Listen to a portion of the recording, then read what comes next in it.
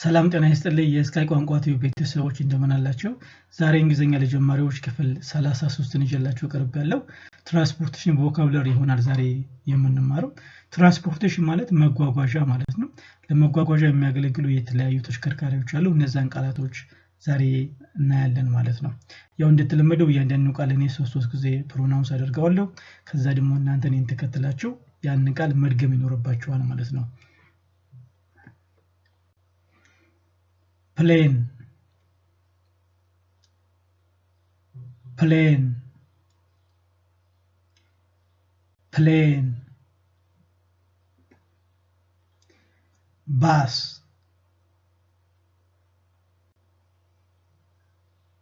bus bus taxi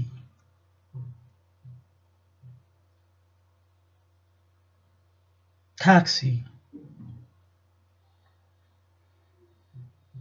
taxi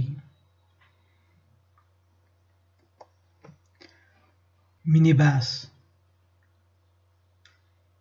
minibus minibus train ባቡር ማለት ነው train train motorbike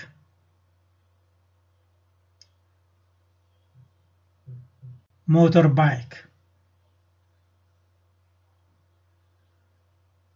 motorbike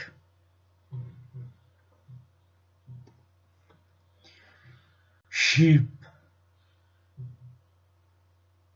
ship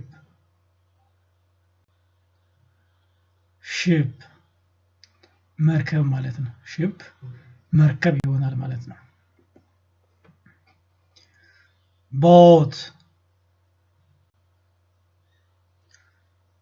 boat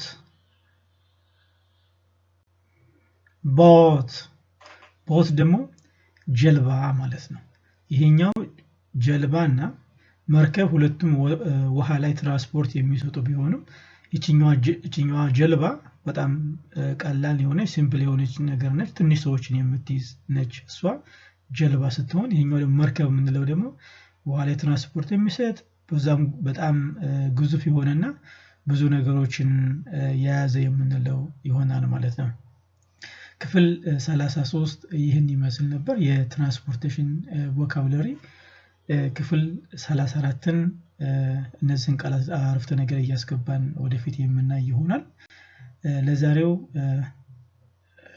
አብራችሁ ስለቆያችሁ አመሰግናለሁ በክፍል 34 እስከምንገናኝ ቻው ሰላም ሁኑ